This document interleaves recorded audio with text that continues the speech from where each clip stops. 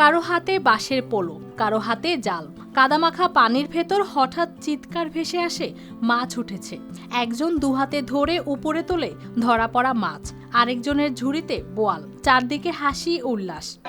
আজকে ফলো ভাই আমরা কুশগার খালো বড় আনন্দিত, 2টা মারছি গোয়াল, খুব খুশি আমরা। নদীর দুই পারে দাঁড়িয়ে শত শত মানুষ দেখছে এই দৃশ্য। কৌতূহলী শিশুদের চোখে বিস্ময়, বয়স্কদের মুখে ফিরে পাওয়া দিনের আভাস। এই প্রাণচাঞ্চল্য সুনামগঞ্জের জগন্নাথপুর উপজেলার ঘোষগাঁও গ্রামের। প্রায় বিলুপ্ত হতে বসা পোলো বাওয়া উৎসবকে টিকিয়ে রাখতে প্রতি বছর এখানে আয়োজন করা হয় এই মিলন মেলা। ঘোষগাঁও ঐতিহ্যবাহী ফলোয়ার পাইছে, আমরা সবাই অংশগ্রহণ করছি।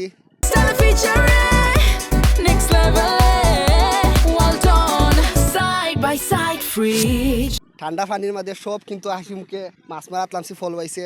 দেখো আমি মাছগুলা মারছি। আসলে আজকে আমি বাঁশের তৈরি ঐতিহ্যবাহী পোলো দিয়ে সারিবদ্ধভাবে নদীর তলদেশ খুঁজে মাছ ধরা হয়। কয়েক ঘন্টা ধরে চলা আয়োজনে সব বয়সী মানুষ অংশ নেন।